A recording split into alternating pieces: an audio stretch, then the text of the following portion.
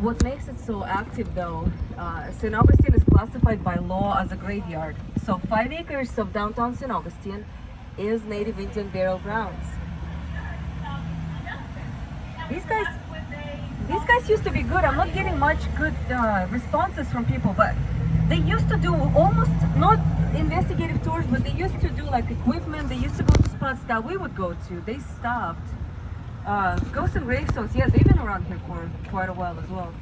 Anyways, so real quick, this is back of Flagler College or Bostonian Hotel, how it started out back in 1988. This is a cafeteria, back then it was dining room. Those are stained glass windows, Tiffany's stained glass windows, the largest collection in the world. They're bulletproof windows. There's about 20 panels. Each panel is worth $8 million. So the largest collection is like, the estimation is $165 million right there. And these are original Tiffany stained glass windows. Flagler, he was the second richest man in the world at the time of, building these hotels, right behind Rockefeller. So he had all these rich, famous friends. Thomas Edison installed light bulbs in the hotel by hand.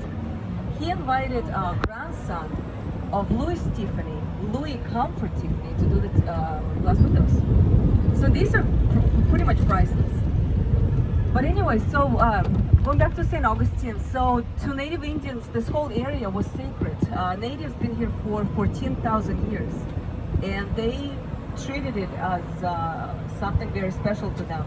That's how the land formed. They felt energy and power coming from it. So they used to do rituals and ceremonies here because they believed they would guide the spirits of their dead into the afterlife. And essentially they just made it into a graveyard because they believed there was a gateway between the physical world and the afterlife. So kind of a, this is where it's coming from. So off to the left, that's governor's house. Every 3 years they got a new governor, and these guys ran the town. They were judge, jury, executioner. They did public executions here in the plaza. Everything was done in the plaza. So if you're looking for something that's haunted, it's not even the buildings, it's the freaking plazas, because they executed thousands of people here. Not always guilty or pirates. Here, so the governor would sit right here on the balcony. The whole town would be here gathered around this plaza. They did public executions right where that second cannon is. Right in front of the guy's balcony. He didn't even have to leave the house. Just sit there, watch it, and enjoy it. It was like Christmas for them. And believe me, Spanish, on this coast, most of the pirates were British, Church of England. And Catholics persecuted everybody. So British pirates and mercenaries and privateers, they would attack Catholic settlements in retaliation. So the way Catholics executed pirates, they would torture them to death. It wasn't simple hanging.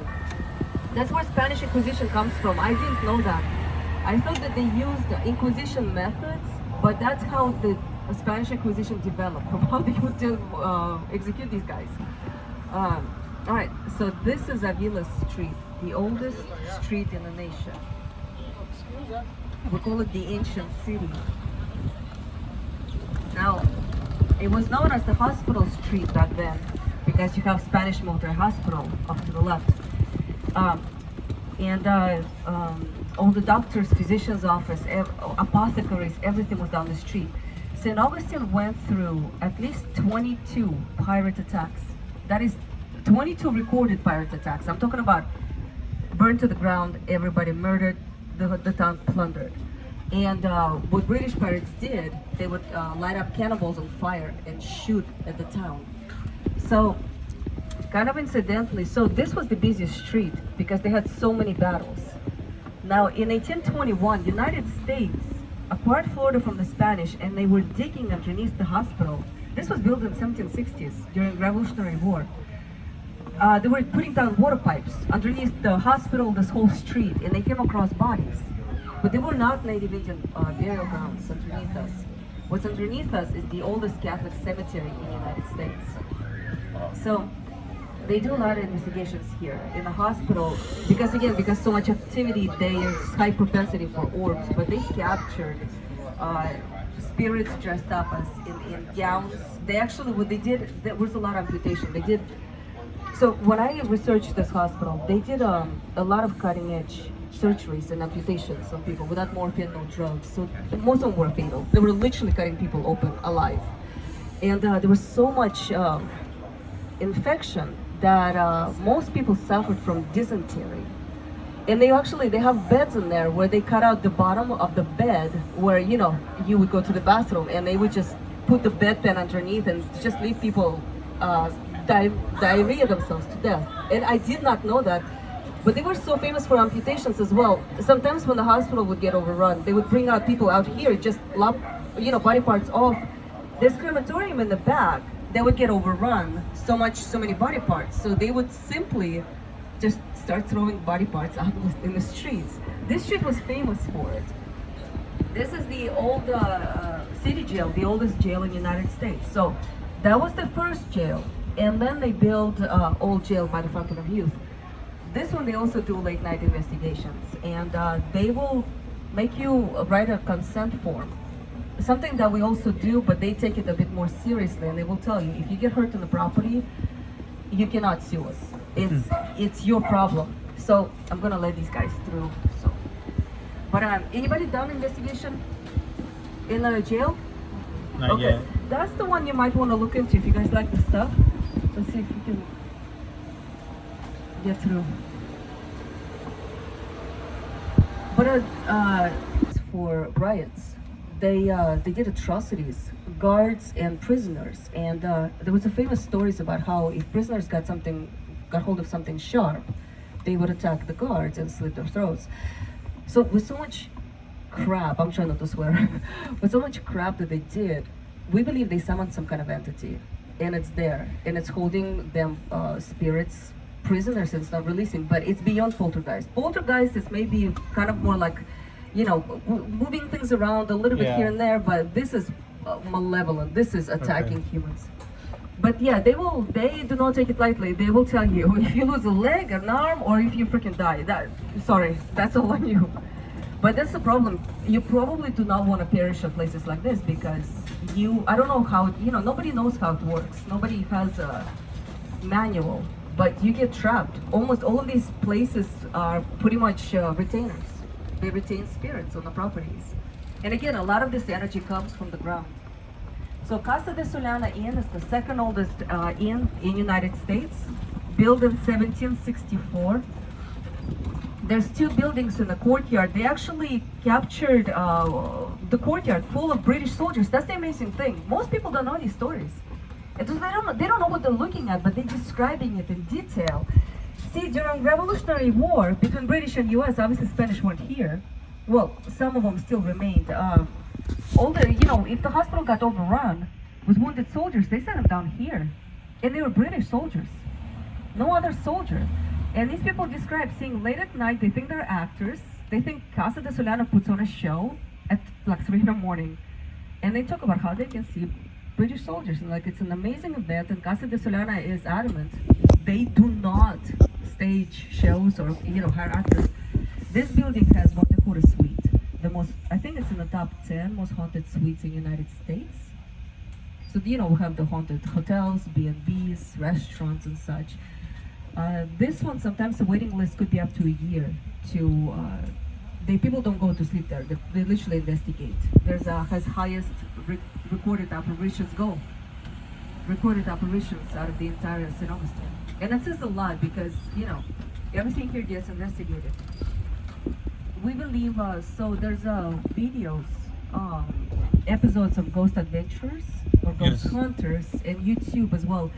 So it was built by Lorenzo Miguel Solana, one of the Spanish knights, and a British aristocratic wife of his, Mary Mitchell. They fell in love when he got here, right in the beginning of Revolutionary War. They built the property, this whole thing to have a family. They wanted to be happy here. But Miguel was Catholic, she was Church of England. So Catholic Church just annulled their marriage, kicked her out. And she became so distressed. But we think she's bad because they keep recording this woman that matches her paintings, portraits that we have. We know what she looked like. There was one famous one from Ghost Adventures, or again, Ghost Hunters, I can't remember which one. They did a investigation with the medium. And they had this there's a dining table in there. She was sitting at one end, they had cameras pointing at her, and she's using dowsing rods. And but she looks, after a couple minutes, she looks at them and she's like, you guys, I'm not feeling anything. She's like, I really am not picking up much.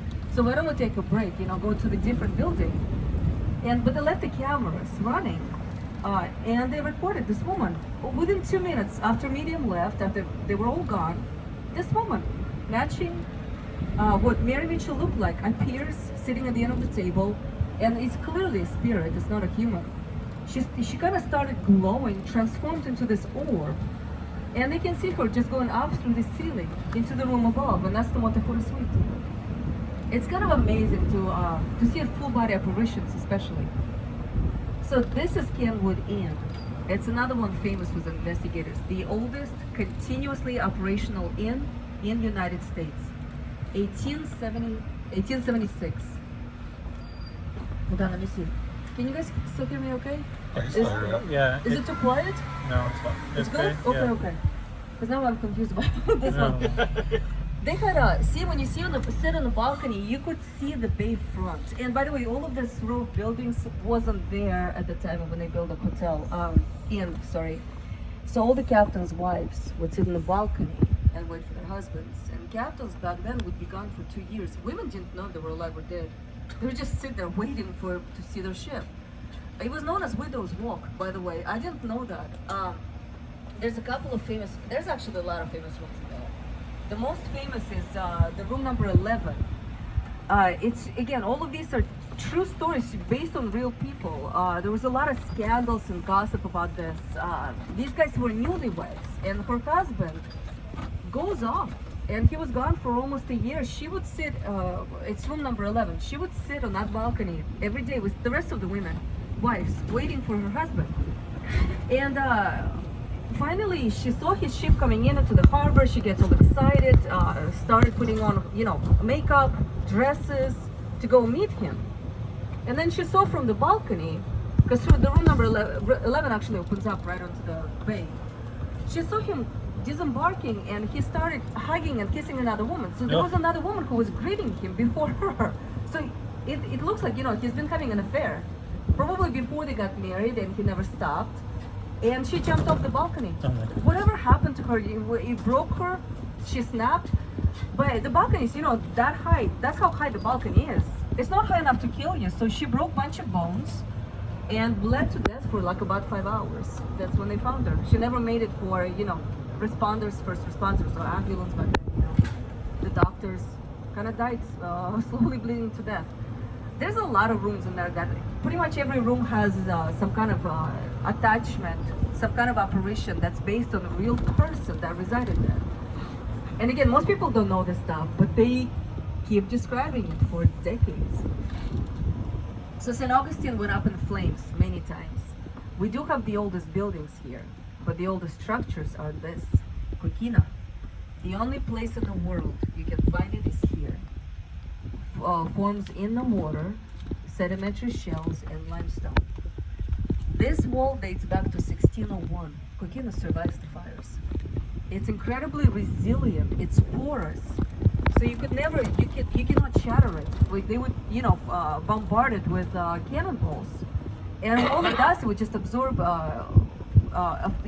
impact from the cannonball and rendering it completely useless. So Coquina is more resilient than concrete. It's amazing. It's amazing quality. These are the barracks, or Florida National Guard. On that spot, there was a Franciscan monastery, one of the first in the United States.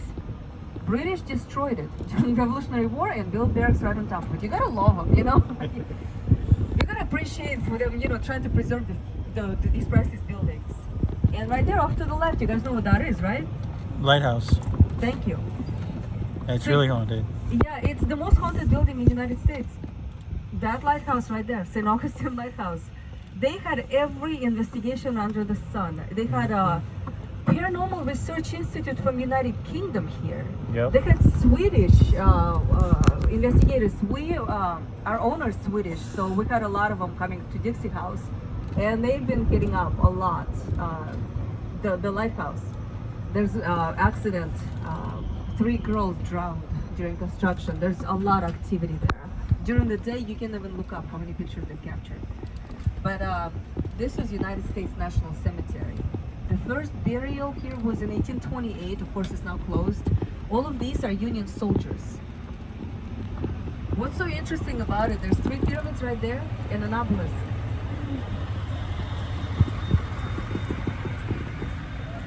And it's kind of crazy. I don't see many tours coming down this way, but it's really pretty cool place.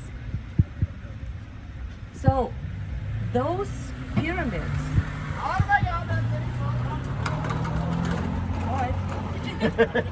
What else you got? Oh, sorry. I'm gonna pull up a little bit so the guys in the back can see, because I always forget that there's a dog in there too. All right. Those pyramids got 1,400 bodies underneath them. They're mass graves of 1,400 bodies. It has to do with the cemetery. So again, going back to the United States, U.S. when they got here, by force and violently, they were absolutely ruthless. They started relocating natives off this land that natives been here for 14,000 years.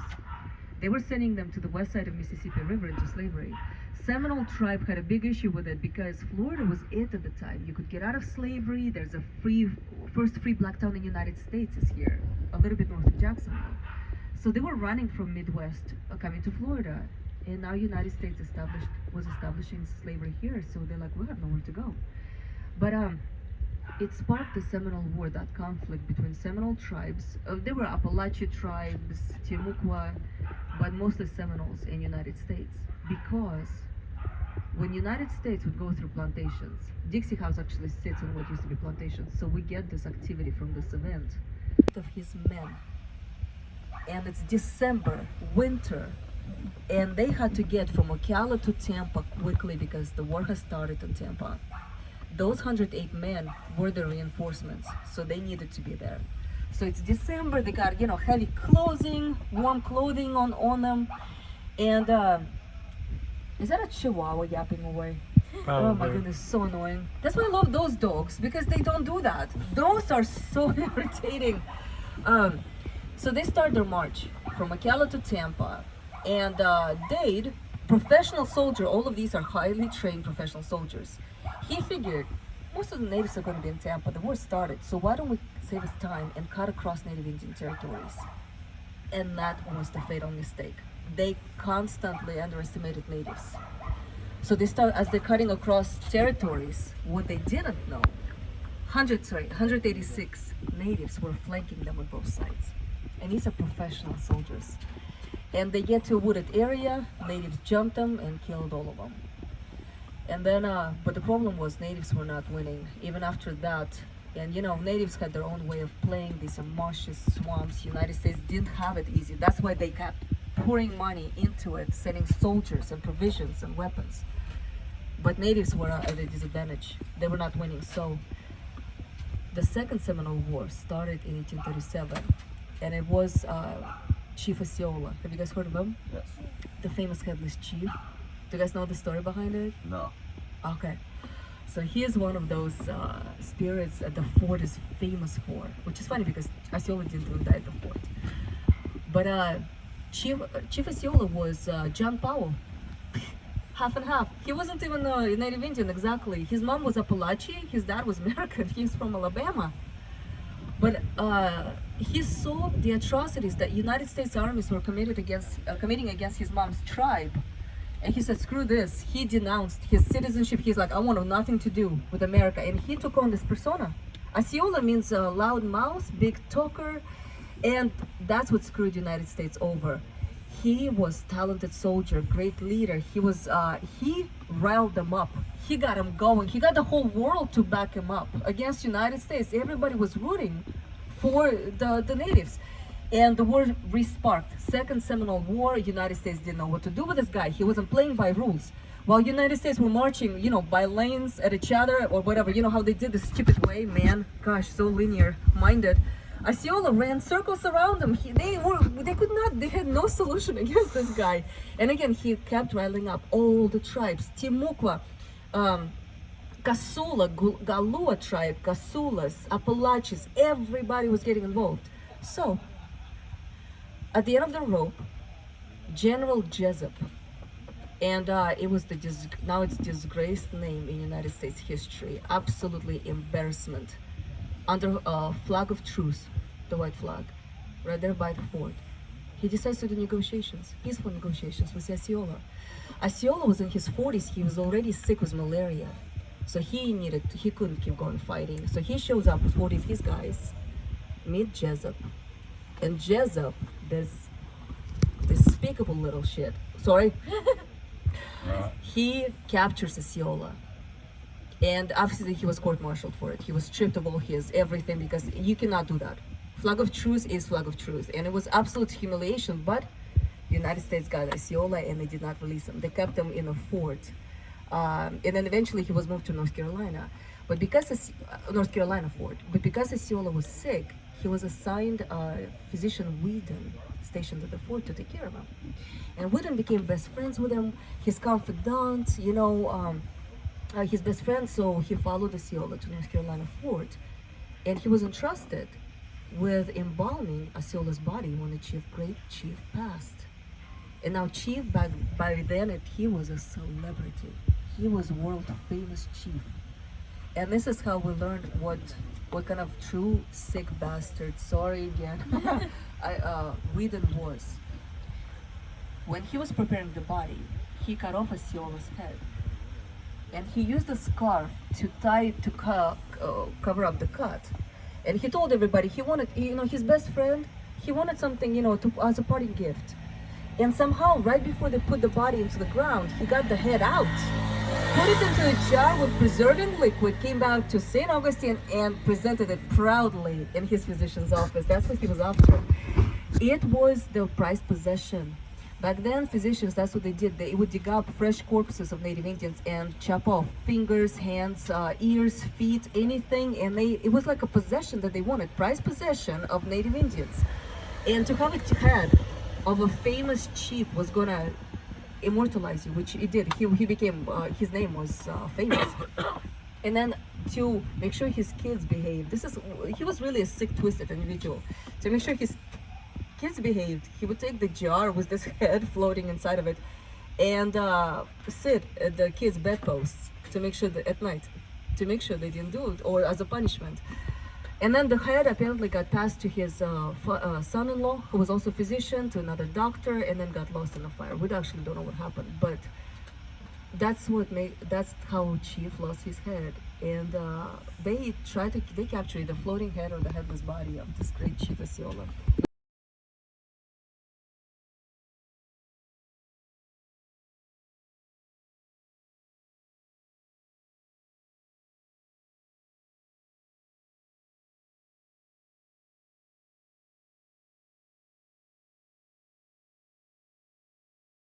Scandals, gossip, one of the most famous unsolved murder mysteries in United States. We know who did it. It's been solved, but back then it was on all the news. Okay, just go. All right. 1970. This was the house of Atalia Banzel Lindsley. She was a showgirl from New York City, Broadway. Very open-minded, not open-minded, but she always spoke her mind. She was, she was opposite of what Southern proper lady should be. She was like this, personality, media personality, whatever. And so everybody here in the South hated her. And she had this blood feud with her neighbor, 124 Marine Street. Alan Stanford Jr. She got him discredited from Board of Physicians of Florida. She got him fired and humiliated him because she was able to prove that his graduation, all of his certificates, everything was fraud. He was a fraud. And she got every right to do that, yeah. I mean, he was responsible for people's lives. So he hated her with passion. And she loved animals. She kept collecting all the stray dogs around the neighborhood. So at one point, she had like 6 of them in the backyard barking into the night. He kept calling cops on her all the time. And then, 1976, January 24th, at 5:30 p.m., the newspapers made a moniker of it, made fun of it, Bloody Sunset. A neighbor is walking down her dog, coming down this way, looks at this house at the steps and starts screaming bloody murder. There's a body was lying right there. You can, it's on Wikipedia, it's on the internet. Atalia Panzel Lindsley lying right there across the steps in a pool of her own blood. And before detectives arrived, the first responders got here and started cleaning up the crime scene, destroying all the evidence. She got so these details were not released until 1990s, because back then, for the 1970s, it was considered to be too violent, too graphic. But she got hacked 19 times with a machete. Fingers on her right hand were severed through, cut off through. So whoever was hacking at her, she grabbed the blade at one point to stop it, and they cut through her fingers, and she was almost decapitated. Nobody knew it. They just knew it was a vicious attack. Now, so all the evidence is destroyed, but a witness said they saw somebody matching Alan's description running from the crime scene. He was dressed in a long-sleeved white shirt covered in blood and carrying machete. And they found this stuff, machete wrapped in a shirt in a Maria Sanchez Creek. We're gonna drive by it. So he gets arrested, but the thing is, everything against him was circumstantial. It took jury 2 hours. This is like famous court case. It usually takes some hours, even days to, discuss it. It took him 2 hours to release him as free, as innocent. And he disappears. Nobody knows where he goes. He doesn't come back to his house. So everybody knows he killed her. And her friend, this famous journalist, Elizabeth Brimell something, she says, screw this. He killed her, I'm not letting it go. So she starts writing a book. She starts interviewing people, and she's getting FBI to go look for him. She's, like antagonizing it. 3 months after she started doing it, she disappears. And her body's never found. We know that he did it. We know he got both of these women, but again, nobody knew where he was. Nobody could find him. Nobody had ever heard from him again. So I'm gonna start driving because they have so many people taking pictures and investigators trying to get into their house. They are not happy. Sometimes I can see them looking out the window and just staring at us like, get lost, leave us alone. They're still a famous house. Now, what started with police reports. And again, it was constantly on the news as being the haunted house of St. Augustine. It was on the news coverage. Neighbors, not one, all of them, would call in the middle of the night, talking about how you can hear somebody wrecking the house inside. You can hear doors slamming, people screaming, and it's inside the house. So cops would show up in the middle of the night, break the door down, and the house is completely silent, nothing out of place. So it was kind of funny story. Cops actually ended up getting a key. All of them would get a key, got keys from the real estate agents. So they would have to break the doors down. They would just come, open the door, do inspection, and leave. But there's police reports how everybody would call and say there's something wrong in that house, and you can hear stuff coming from it.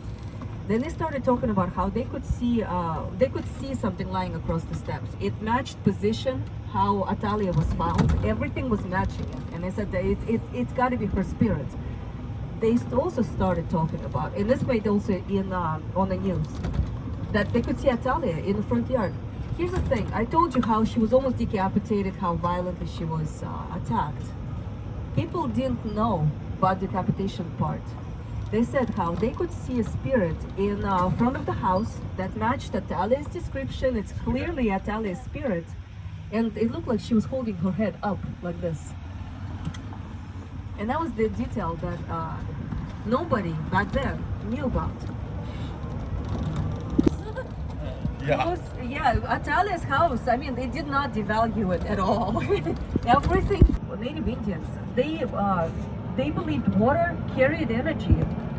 And they used coquina because it was porous. They believed coquina absorbed spiritual energy into itself.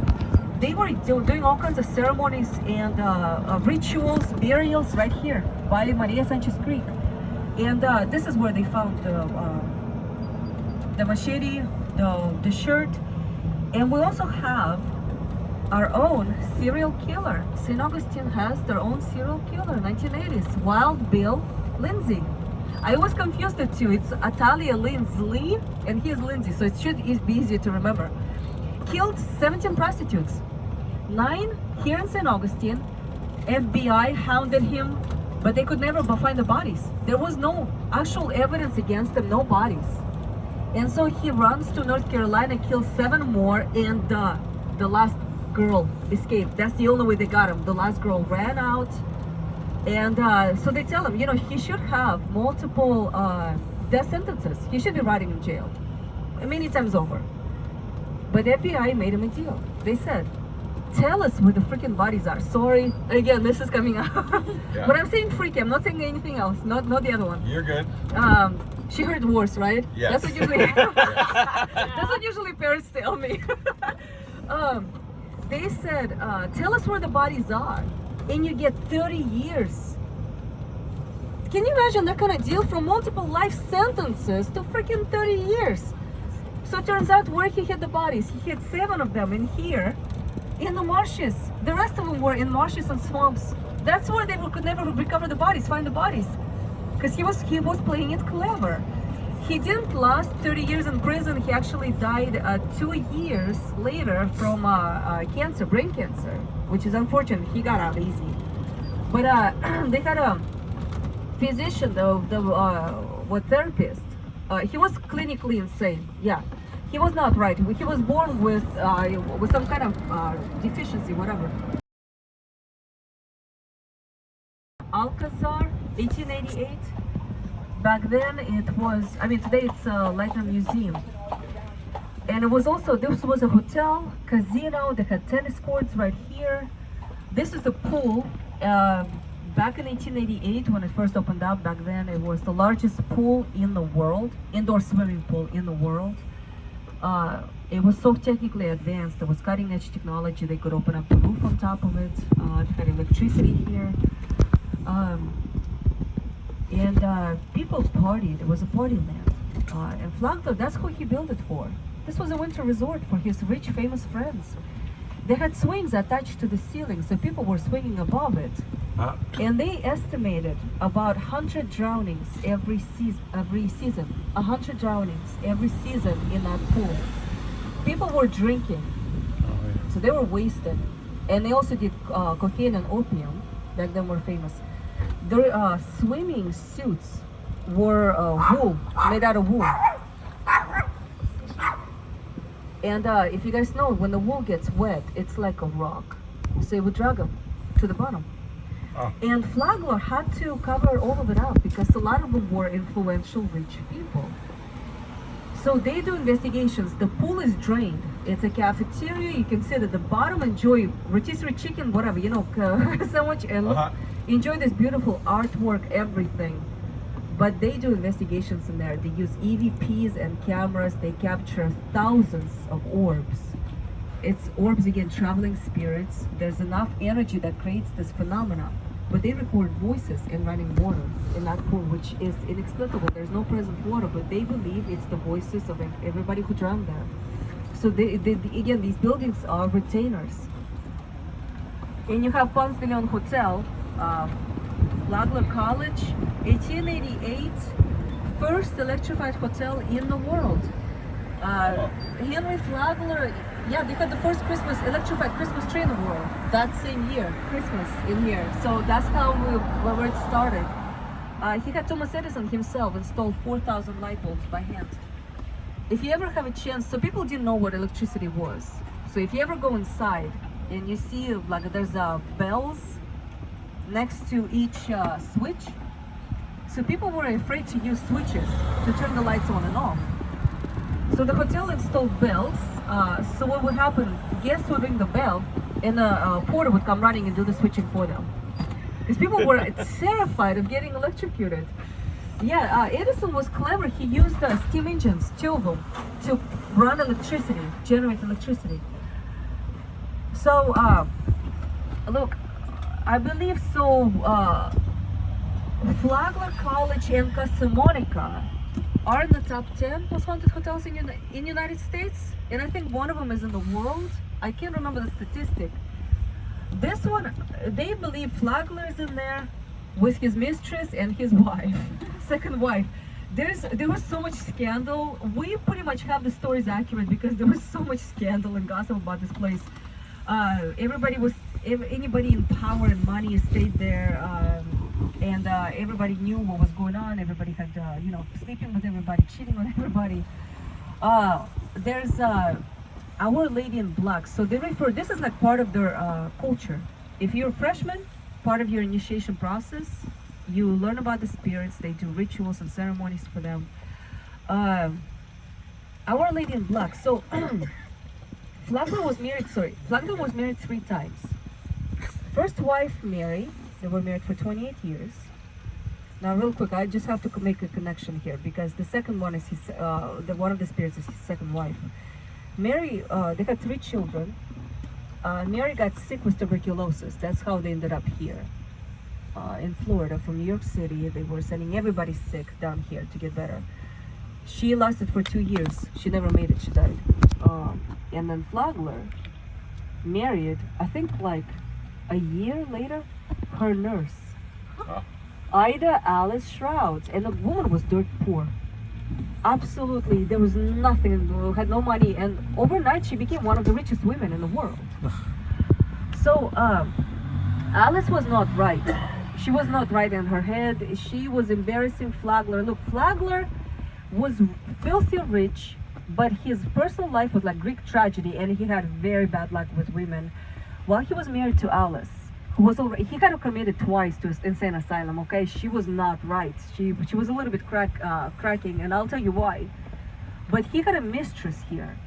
Alice found out about the mistress, and apparently, so this was like a scandal. There's a spire right here, and I know for a fact it's that spire, the right one.